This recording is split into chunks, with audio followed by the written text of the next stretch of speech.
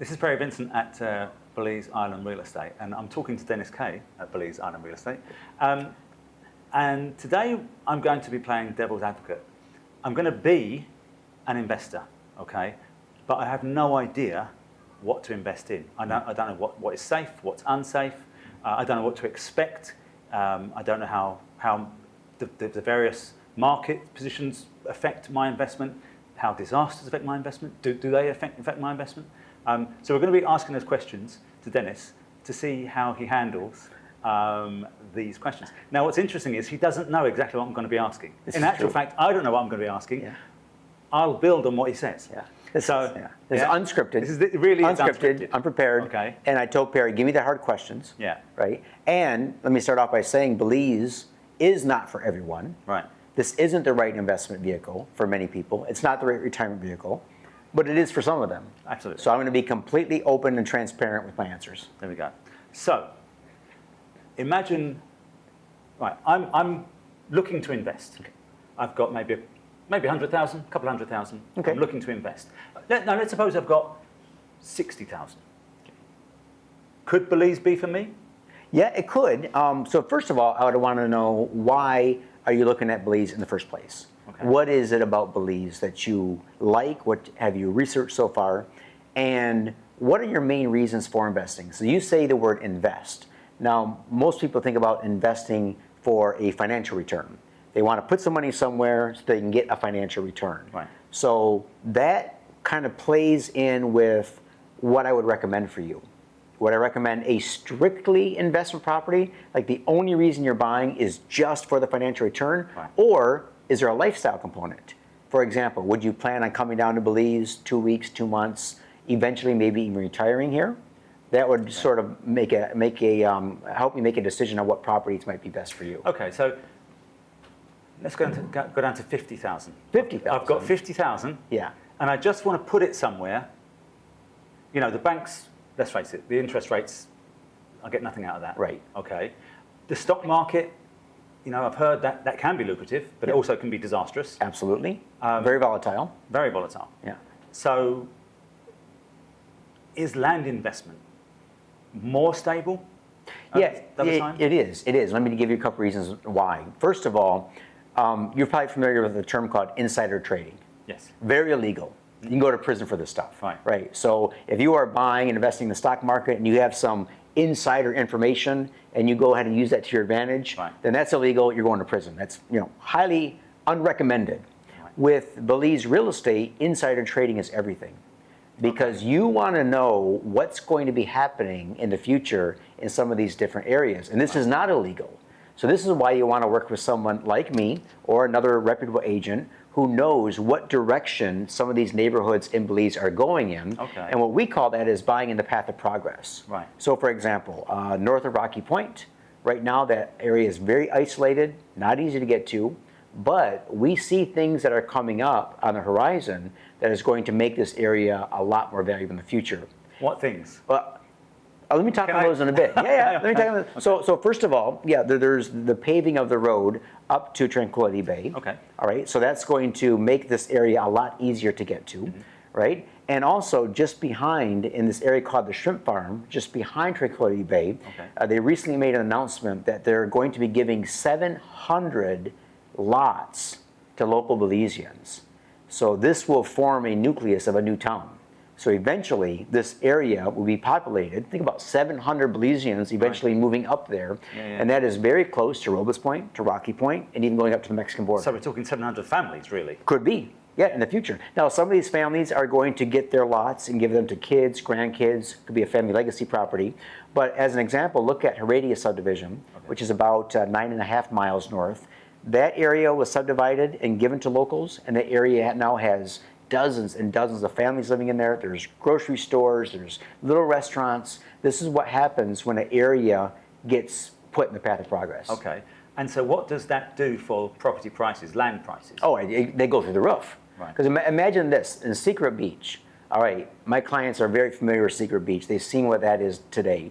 But what they didn't see is going back to 2008, 2009, some developments that started to happen that made this area take off. For example, way back in the day, We were buying beachfront properties at Secret Beach for $45,000, Right. flipping them for $65,000, and the real estate investors like myself thought we were just making a killing. Like, oh my goodness. And you were. Yeah, we were. I mean, think about it. Yeah, you know, yeah. 20 grand I want to flip. Now the same lot that I bought and sold back then, today I just listed for $615,000, and it will sell at that. So when you originally bought it, when was that? See, that would have been, I can't remember the year exactly, right around 2012 probably. And that was 45,000. 45,000. And it's now worth 615,000. the same plot of land. Same exact piece of property. Yeah. okay. Some of the second row lots that we were buying for 25, 30,000 are now selling for 185 to 215 Right. for a beautiful second row lot. Okay. So my point is, if you're an investor and your only purpose for buying in Belize is the investment, you don't care about anything else. You're not going to use it. You're not going to give it to the kids just for the financial return. Always buying the path of progress. Okay. Now what that means is look for an area that has a good reason to grow. Right. It's going to get a road, it's going to get some power, it's going to, a major resort's going to go in close by, Right, okay. major grocery store is going to go in, a gas station. These things are triggers for property values to go up. Okay. Okay. Yeah. And you think that's happening where you mentioned, what was it? Not Rocky Point. So I think Robles Point, Rocky Point, Okay. this little area going up north, Palm Bay Club is good for this. Also north of Secret Beach. Okay. So right now, Secret Beach proper, everything within road access is already sort of, I don't say tapped out as far as its appreciation, but going north and south, some of these off-grid areas, I think is really good for investors. Okay. Highly recommend. So even if I've got 50,000. Absolutely. We'll work with you. Yeah. Okay, that's yeah. good. That's good to know. Yeah, that's good. Okay, suppose I do want to use it. You know, I want to invest, but I want a property that I can use as well. Okay. My question would be, are you looking for short-term usage, 2 to 2 months a year, 2 weeks to 2 months a year, eventual retirement, or is this going to be like, hey, it's an Airbnb, I'll come down and use it when it's not occupied? Let's take all three. Let's imagine I'm going to want to use it a couple of months of the year. Okay. Or at least maybe let my family use it a couple of months of the year, or friends or something. sure. You know, but I want personal use for 2 months of the year. Right. What could you do? What could I do? Okay. Firstly, how much would I need? Okay, that's a good question. And then what could I expect for that money? Yeah, so I would suggest you look for an area as close to a beach as possible, if your budget allows, Okay. Because those tend to rent very well as an Airbnb. You know, I always tell people, hey, if I'm an American or Canadian saving up for a year or two to bring my family to Belize, I'm probably going to want to be as close to the water as possible. Right. Now, that's not saying interior island Airbnbs aren't doing well. They are, but I think over time, those closest to the beaches are going to get probably higher rental rates, higher occupancy rates. Okay. So I would say, okay, let's look at some neighborhoods. What's important to you?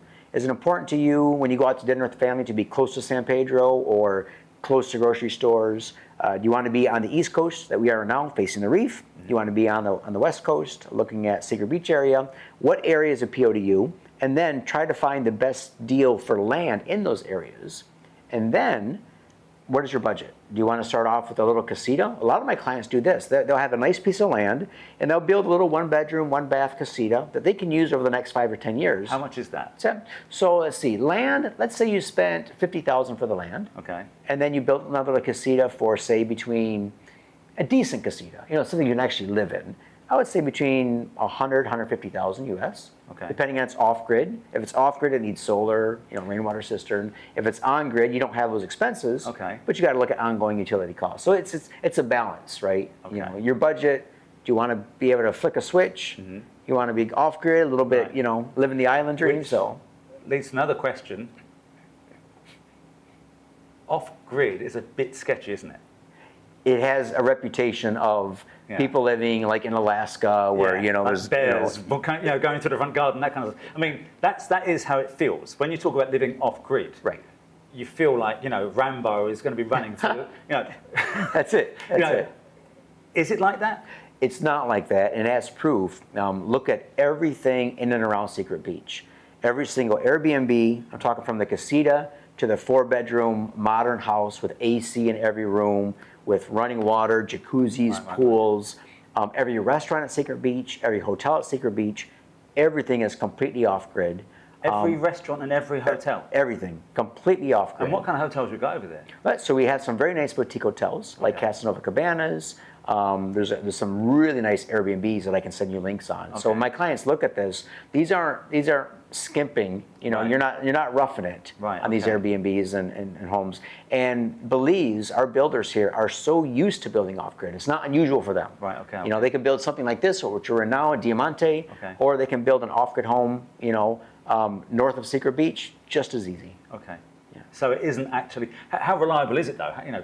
It's very reliable. Excellent. Yeah, we get a lot of sunshine here. Of course. So you size the solar panels and batteries to your energy usage. What they have now, they didn't have years ago, Perry, is refrigerators, washers and dryers, and air conditioners that all use a lot less electricity. You know, think about it, when these things were first invented, Yeah. refrigerators, stoves, energy usage wasn't an issue. They just pulled off the grid. But as time goes on, people are thinking about, even for modern homes on the grid, how do we make them more energy efficient? How do we waste less electricity?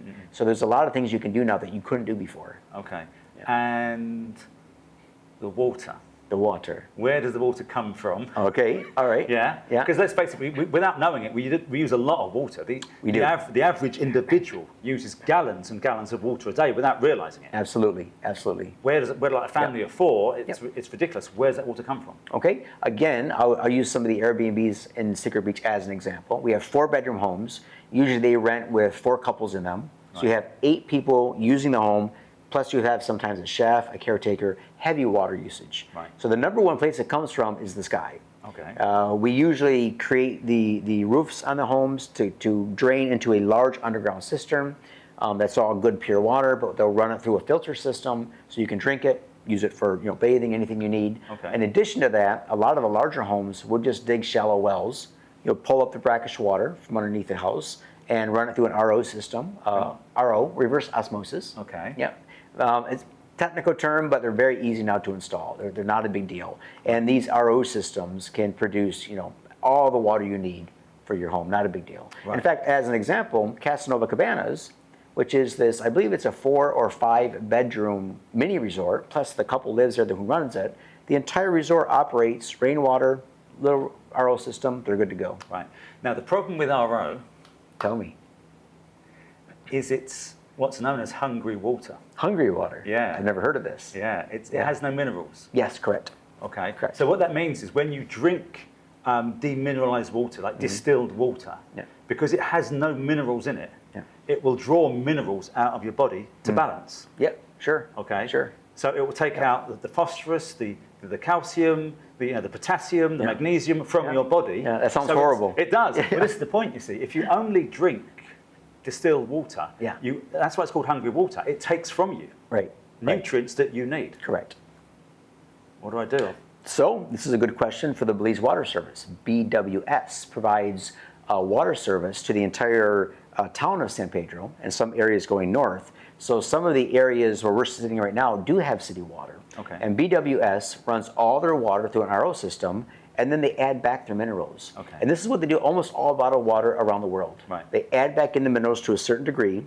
But in addition to this, most of us, Perry, we drink that water. So we have these 5-gallon jugs in the house. Yeah. So even if we have a house that produces an RO water, we could drink it, but we drink this crystal water, which already has minerals added. Yeah. Yeah. Okay. In fact, there's one literally there that I don't. Really in the back. Yeah. Yeah. Okay. Yeah. So in that case, the water shouldn't be a problem. Right. But suppose it doesn't rain. You get a drought. Yep. Then what? You order your water by truck. We have trucks. They come up with big containers and they fill your cistern for you. Okay. Yeah. And again, that's It's standard here. really Standard, yeah. okay. Yeah. Okay. Yeah. So that isn't that big a deal. Okay, that's cool. Yeah. And again, that's only in a drought anyway. We're not Right. talking Exactly. about right. Exactly. Yeah. So that's solar and water. Yeah. Now let's go on to the other scenario. Imagine I want to retire. I want a place for me permanently. Right. I'm going to live here now. Right. Okay. A, how much do I need? Okay. B, what can I expect to get? Okay. Okay. Okay, this is a good question. So going back to the scenario of operating an Airbnb, where you operate an Airbnb for the highest financial return, highest occupancy, highest nightly rate, think about that. That's probably going to be it could be in a very busy area. So you ask yourself, when I retire, do I want to be in a busy area? Right. Or would I rather be in a quieter residential neighborhood? Okay. Could be both, but think about this. For example, when some of my clients are looking for a condo, they want to buy a condo, no maintenance to worry about, nothing like that. And they want to buy a condo that makes them the most amount of money now, which means lots of families, lots of screaming kids in the pools, very busy resort. That's good now for the little vacations, but then when we retire, they don't want to be there. Right. So sometimes I tell people, if you're buying one condo to serve both purposes, then maybe look for a condo or a home in a development that's more suited to long-term living, more residentials, more full-time living. Okay. And so what we can do is when we ask our clients these questions, what are your short-term and long-term goals? How much time is there between the two? Then we can recommend maybe they're better suited to the Belize Yacht Club or Royal Palms or Diamante or Grand Caribe. Okay. We can sort of put them where their budget and their long-term goals align. Okay. Yeah. How much would a fairly good 2-bed, 2-bath condo cost me? Fairly good. Fairly good. Fairly yeah. good. I mean, because now the sky's the limit. No, I'll give you a couple of examples. A 2-bedroom, 2-bath condo at Mar Laguna, very well built, solid concrete, just over the bridge. You can probably pick up a nice 2-bedroom, 2-bath there for around $250,000. Right. All right, very nice. Something like we're sitting here, I believe the prices on these 2-bedroom, 2-bath start around $600,000, $650,000. Completely different product. Yeah. But yeah, I would say between $250,000 and $650,000. Okay. Yeah. How about I want to invest in Airbnb, an Airbnb type thing, and the idea is to generate as much cash as possible. Okay. Firstly, can I really do that here? Yeah. I'm not Belizean. Yeah. Can I just start an Airbnb, guest house here? If I can, how do I do it, and how much would I need to do it? Okay. And again, what kind of return would I expect? Okay, that's a good question. So let me first approach the topic of how do you get your house approved to be an Airbnb? Because not everyone is. So for example, you would work with a local architect here in Belize, and before you built, you would have certain things in mind that you would want to include. First of all, to meet the Belize Tourism Board standards for Airbnbs, right. but also to ensure that your guests have the best experience. So for example, are you planning on renting to guests with children? You might have a little game room, you might have somewhere for the kids to play, maybe a fenced-in yard. Okay. Are you looking to attract people who have pets? That's a huge thing. Right. Most of the resorts here in Belize do not allow pets. Okay. So if you can make your home pet-friendly, however that means, I don't have pets right now, but had them in the past. To me, I would like a little place to put the dog outside that's safe, and that, maybe a little place inside. I would make it pet friendly, maybe have little pet doors going out. I don't know. Okay. But I would think about those kind of things. I would think about lock-off closets.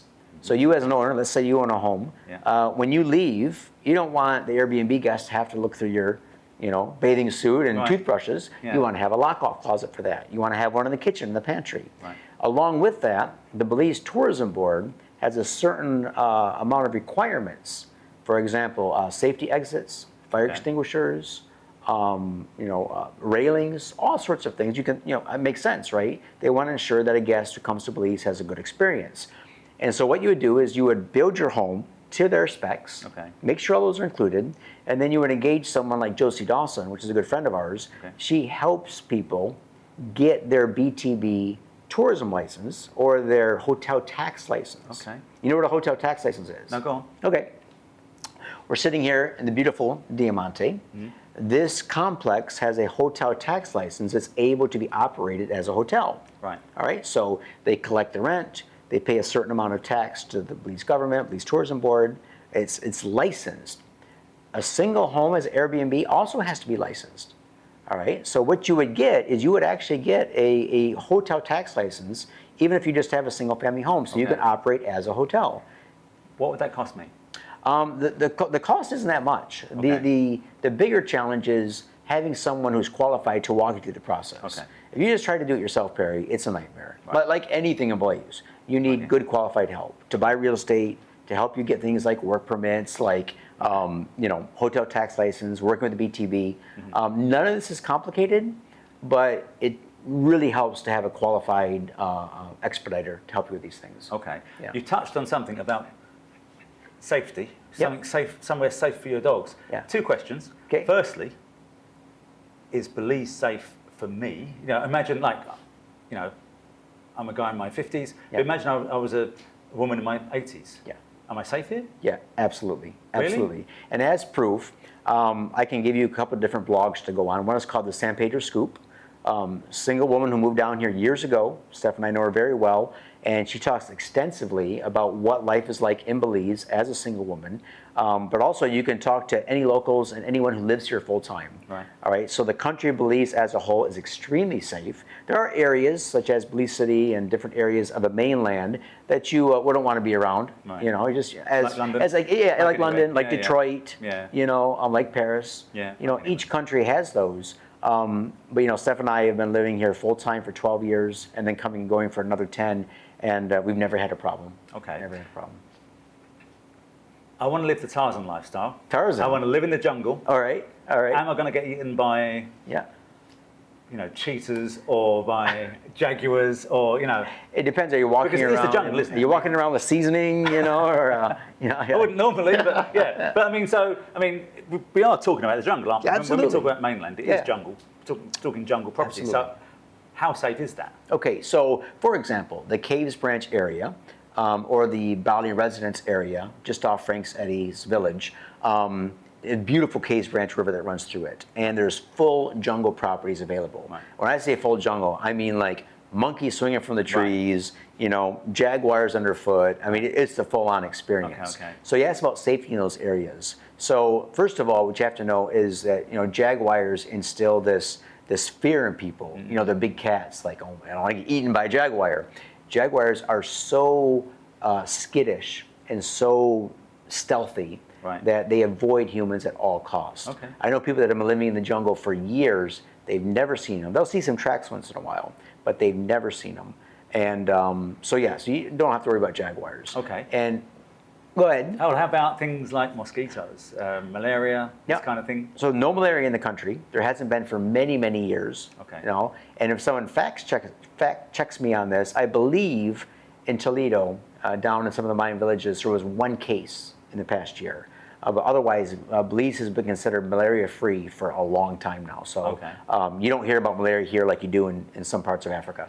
Creepy crawlies, Creepy crawlies, spiders, black yeah. widows, that kind of. Yeah, you got some spiders on the mainland, some big old tarantulas like that. But again, you know, you see these things on TV and at the zoo, but the reality is when you're living in Belize, these things just aren't as common as you would think. You know, it's like Australia, known for the you know, the great whites. Right. All right. People are swimming, diving every day. You know, the great whites instill fear. Yeah. The reality is, you know, you don't have nothing to worry about. Okay. Yeah. And I guess if I don't want jungle life, I can just live on the island. I mean. Yeah, there's exactly. plenty to invest in here. Yeah. Okay. Yeah. So for example, a lot of my clients are doing both now. They're buying island property and a jungle property, thinking at some point they might transition to the mainland, keep their Airbnb or keep their money-making property here. Okay. But see, about the mainland, Perry, is you have much larger properties for a lot less cost. Right. So for example, here around Grand Belizean Estates, Palmyra Woods, I can get you a beautiful 60 by 100 lot. Okay.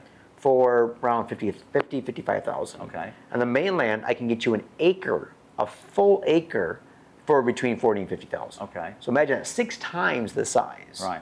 For the same price. But how about build costs? Because let's face it, Yeah. shipping everything out into the jungle, surely that's going to cost Yeah. a heck of a lot of cash, isn't it? It can, depending on where you're at.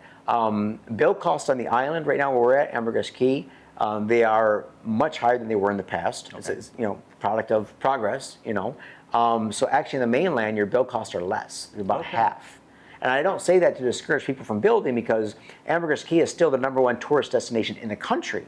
So if you're building and you're reliant on tourism, a place like this makes good sense. Even if your build cost is higher, the return's going to be Your there. return's better. You know, whereas if you're restricted in your budget, yeah, go to the mainland, build. If it's just for yourself, you don't care so much about a financial return, you just want a lifestyle, you know, mainland's worth looking at. So again, imagine a 2-bed, 2-bath apartment Yeah, on the mainland, on the mainland. plus half an acre of land. Wow. Half an acre of land, 2-bed, Wow. 2-bath property. Wow. How much? Well, again, it depends on your style, Okay. right? And your style, because most builders here will not give a square foot price just Okay. like that. Because I can't say, No. I want to build a 1,000 square foot home, because, well, what do you want it to be? get Like, that, you I know, get that, yeah. there's the finishes, there's fits, there's off-grid, on-grid. It's not easy So to let's put a use the number phrase on that. again, fairly decent. I just want something fairly decent. Okay. So on the mainland, I'd say you're looking at between 125 and 150 a square foot. And that's for a good build. You know, here on the island right now, depending on where it's located, your fit and finishes, anywhere between 250 and 300 a square foot out the door price. So those are as of right now. Okay. Yeah. Excellent. Yeah. That's all I've got. No, man, you got to get the hard questions. Well, I think that was it. I'm trying to think. There's some hard ones in there you're supposed to ask me.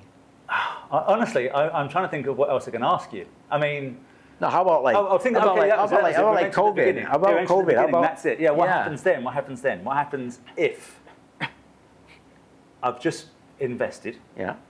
Okay. Yeah. Just started to build. Right. Or I've just bought land. Okay. Okay. COVID hits. Okay. COVID Mark II. Right. Right. Again. Right. No travelling, no tourism, and of course, right. you know that means no building because you know. Right. How do you ship building materials if no one can travel? Right. So what then? Okay. Let me go a step further in this. COVID, war in wherever, between whoever, major war breaks out in the world, stock market crash, you know, all this kind of stuff. The world is extremely volatile. Mm-hmm. So what you want to do is you want to put yourself in a position to hedge against that sort of volatility as much as possible. All right. And let me give you a couple of examples of why real estate is the best hedge. First of all, real estate values around the world are typically, you know, within a certain range, give or take. Now in the United States, Barry, real estate values are mostly determined by interest rates the bank charges. Okay. So if a bank charges 3%, prices on homes go up. If they charge 8%, prices on homes goes down. It's all tied to the bank financing. In Belize here, we don't have bank financing for properties. Everything is either a cash deal or developer financing. Okay. So because of that, prices of our land and homes can't be artificially, increased in value or decreased in value. Okay. So even in the 2008 crash, even through COVID, we did not see a dip at all in our property values. Okay. In fact, they have consistently gone up year after year after year for the past 25, 30 years. Okay. So you mentioned a cash-only deal, kind of a... And the other seller financing. Seller financing. Seller financing. Yeah. So in Belize, you can't get financing at a bank for properties. At all. Well, I say at all. It's the terms are not what we're used to. 50% down payment. Okay. 50% down payment, and sometimes 12 to 15% interest rates. Okay. And very short mortgage terms. Okay. So the length of the loan is not very long. It's not what we're used to. 10 years? Yeah, max. 10 years max? Max, yeah. So what people do if they don't have the cash is they'll look for someone who is offering their place and is willing to carry the mortgage, seller financing. So that could be on land, could be on a home, could be on a condo. But let me go back to these disaster situations. So during COVID, no one could travel to Belize. There's zero tourism. And you know what happened on the real estate market? Go on. It completely blew up. I'm talking within 48 hours of COVID shutting down the entire world, our real estate began to just go through the roof in terms of number of sales, in terms of pricing. Why? Because in times of uncertainty, people with money don't want to put it in an uncertain vehicle like the stock market. Right. We found people pulling out their money out of the stock market, out of retirement accounts, putting it into Belize real estate because they wanted somewhere, first as a plan B, in case things were going south, right. And secondly, to get their money somewhere where they felt at least they're not going to lose money. Right, okay. They're just going to park. We call it land banking. This term, it means use the land as a bank. Mm-hmm. You know, instead of having your money in Wells Fargo, right. Have your money in a piece of land. Much safer. Yeah. Okay. Yeah. Now I've asked all the questions. I think. No, you haven't. There's a couple more. There's a couple more. All right. All right. We covered disasters. I wanted to cover the 3 pillars. Oh yeah, okay, that was it. Well, so the reason why, okay, there's the 3 pillars. So you don't want to invest in an economy that just has one pillar of financial stability. Yeah. So for example, like we're saying, like tourism. You know, I want an Airbnb so that I can make money out of tourism. Right. COVID comes along, boom, shuts down tourism. Right, exactly. I'm toast. So let's say that's the first pillar, tourism. First of all, not just tourism. What's happening in tourism? Right. All right, I can show you stats for the last 20 years. Tourism is through the roof right now. Right. I mean, consistently. Right. When you have an area that has consistent double-digit growth year after year after year after year, you have more flights being added to the country. Right. You have new airports being looked at being built. All of this is proof that this is not like a flash in the pan. Right. Right. And you were saying, I remember we had this conversation a while ago, that several big hotels are moving in. Big proof of the financial viability of an area and its growth, because the Four Seasons that's building down here in Key Chapel, the Four Seasons doesn't put their name in somewhere unless they feel comfortable. Same as Hilton. You're talking hundreds of millions of dollars. Hilton, Six the amount Senses. of research they put into this place before they started putting the name on it would be enormous. So. And that goes into security of property ownership. So for example, you and I, we want to make sure that if we buy a piece of property, we are full owners and that our property is absolutely secured, it's titled properly. People say, oh yeah, how can I be sure it's a foreign country, that my investment's secure? Well look, man, if the Marriott and the Hilton and all these are saying we can invest hundreds of millions of dollars in here, a guy like you and I spending 50, 200, 300, 400, we're okay. We're okay. Yeah. So to go back to tourism. Okay. Investment. The next thing is investment. Again, just investment. People park money down there all the time. Investors all over the world are parking money in Belize. And the third thing is retirement. You know how many tens of thousands of U.S. retirees are leaving the United States right now? And not due to any particular reason with politics or whatever, just for the lifestyle. Some people are choosing Portugal, some people are choosing Thailand. If they choose something in this hemisphere, which is nice, and they want to because they can be close to family. I heard of that a lot. I met a lot of Americans here that have said that. They wanted to live somewhere, a nice part of the world, but not be too far from the grandkids and that kind of stuff. And of course, virtually same time zone, so all of that. We're an hour and a half from Miami. We're 2 hours from Dallas and Houston. Now we have direct flights to Charlotte, to New York, LA. It's booming. So that's another thing. When you look at tourism, we're not stagnant by any means. In fact, major airlines are adding flights. And here's the thing about airlines, Perry. Airlines don't add a flight in hopes that plane will be full. They add it because the need is already there. So for example, you and I, we might build a Airbnb in hopes it might rent. Airlines are different. They're doing their algorithms. So when you see them adding flights, it's a pretty big deal. So that, and retirees. So let's say COVID shuts down tourism. All right, you still got the financial investment in retirees. Let's say something happens to the retirees. There's another hot spot. Oh well, you still got these other two legs. So look at an area like Dubai. Dubai has people moving there for the financial benefits. They have people investing there who are not moving there, and they have tourism. So Dubai is standing on the three-legged model. Just like Belize. In addition, we haven't even had time to talk about this, the taxes in Belize. No capital gains tax, low corporate tax, very low income tax. What is the income tax? It can be income tax here, depends on your profession. It can be anywhere from 5 to the maximum is 15%. All in? All in. No ceiling on that? Nope.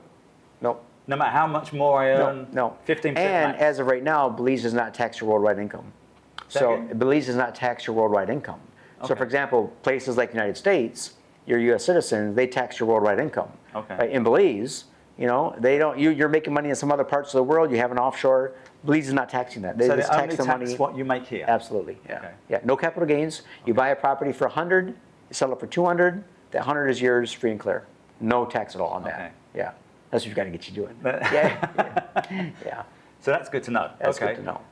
How does seller financing work exactly? And so how much would I need to put down? How much would the seller help to cover? And what would be the overall payment? That's a good question. So typically, I like to refer to it as the 10-10-10 program. So most sellers will do 10% down, 10% interest, and that's pretty much standard, 10-10, and then they might go with a 10-year loan. Now, it really is up to the seller. Some sellers say, no, I want 25% down. I'm going to charge 10% interest, but I want to be paid off in 3 years, 5 years. Some will go 20, 30 years. You can't go beyond 10 years if the seller is happy completely up to the seller and the buyer to work out those details. And so what happens, Perry, is sometimes people will say, I want that piece of land. I can't afford to pay for it. So I'm going to put it under seller financing. I'll put my little 10, 15, 20% down. I'll make payments. But they say to themselves, I know in the next 5 to 10 years, I'm going to sell my ranch, I'm going to sell my house. I'll have the money, I'll pay it off, I'll build. So they have this plan, and the financing just kind of gets them between today gets and them the across. plan, Yeah, and it gets them in at today's prices. Right. Like I said, with some of these properties, some of these areas, why wait Yeah. a year or two, even 5 years, Yeah. when the property is going to be way more in value? Okay. Buy it now, even if you're paying a little bit higher interest rate than you Right. think you should. Buy it now. You get it where you want, in the area you want, and at the price you want. Okay. Yeah. How about this? I really haven't got a lot of cash, but I do want to invest. Okay. So, I've done some research. I found a piece of land that I think is in the path of progress. I've got good reason to believe it's in the path of progress. I've got good reason to believe that roads will go in, communities will start to grow. You know, I've got good reason to think that this area will start to grow. Yeah. Okay. The piece of land I'm talking about is 50,000. Okay. I haven't got 50,000. Right. Even on that small amount of money, could I get seller financing? Yes, absolutely. The minimum you would have to put down is 10%. And the reason is, in here in Belize, that would at least cover the real estate commissions. So the seller has to pay out some commissions. Right. So he'll at least be able to, okay, you gave them the 10%, they paid out some commissions, and then you'll be able to make the payments between you and the seller directly. Okay. And usually we keep track of that with a spreadsheet, and it's very, very easy. So I could literally, in that scenario, I could start with 5,000. Yep, absolutely. I would say 5,000 should be about the minimum. In fact, you might need a little bit more because you got to pay for your closing costs, Right, okay. which are 2% of the purchase price. Okay. So yeah, a little bit more, but let's say 5,000 to 7,000, and you can get into some properties here. Okay. Certainly on the mainland as well. Certainly some of those jungle properties, you can put as little as 4,000 down. Closing costs would be 2,000, so about 6,000. You can get right into a full acre jungle property. Wow, okay. Yeah. Yeah. That's fantastic. Yeah. Now I think we've asked all the questions. Are you done? I think so. You feel comfortable? Yeah. I do. Foreigners can own property here. You're treated just like a local as Okay. far as your property ownership. So a born-bred Belizean buying a yeah, that's a property good and a Brit, you guys have equal rights in Right. your ownership of properties. Yeah. That's a good point. Imagine I've bought a property, okay, and buying a property. What's it like? I mean, coming and going. Can I just come and go as I please? What's the... Well, first of all, if you're buying a property, always go through a properly licensed closing agent, escrow agent. They're going to do the title work, make sure it's free and clear, that it is able to be transferred to you.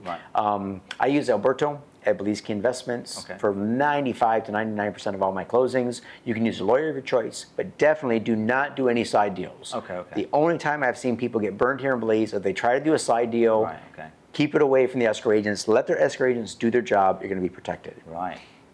Now, So, firstly, All right. so can I come and go as I please? absolutely. You know, Yeah, you can really? go. When Steph and I first moved here, we came and went as we pleased for the first 3 to 5 years Okay. before we got our permanent residency. Okay, no You can do questions that. asked. No. Okay. You, As a US citizen, as maybe a British citizen? you can come and go as you please. There are some visa requirements you have to meet, but those are very, very easy. There's immigration board right here. You can go up there every 30 days, every 3 months, depending on the deal you work. Okay. After you've been here for a year, so for example, if you stayed here 1 year and only left the country for 14 days, you could apply for your permanent residency.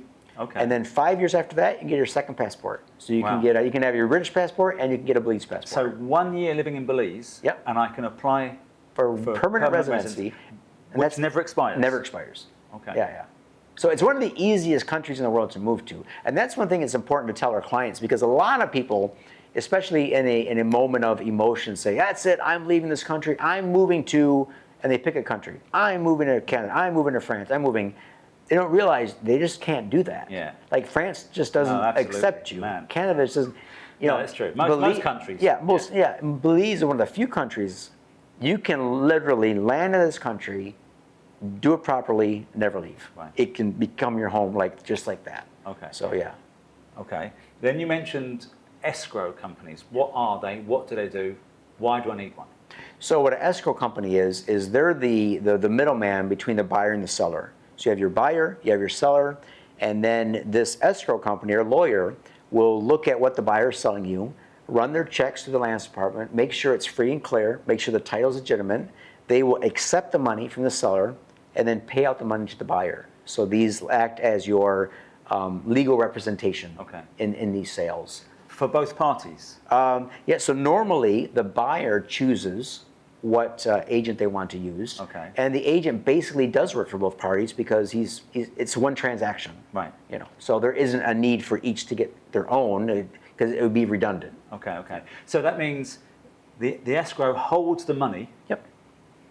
until the seller satisfies all the requirements Yep. for that money to be released. Correct. If he doesn't, Then the money, your earnest money is refundable. 100%. Goes back to the buyer. to the buyer. Yep. okay. Yeah, exactly. So you don't get burned in that way. You don't get burned. Yeah. Okay. Yeah. I've never got burned on a deal here. Okay. Never in my life have I got burned on a deal in Belize. Okay. Do it properly and nothing to worry about. Right. Yeah. Excellent. Now, I think. Now you're good. Now we I think deserve we're a good. beer. Yeah. Now we deserve a beer. Yeah. No, absolutely. All right. All right. Thanks for watching, guys. Thanks a lot. If you want more long form content like this, let me know. Let me know too if you have any questions.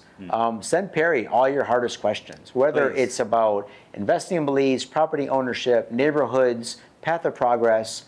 Send all your questions to him. We'll sit down again and have a little chat like this, maybe in person. Or Yeah. We can do that. We can on basically Zoom. take some of the most common questions. Yep. Do another video, and just run through those. Sounds Yeah. good, man. Thanks Excellent. for watching, guys. Take care. Thanks a lot.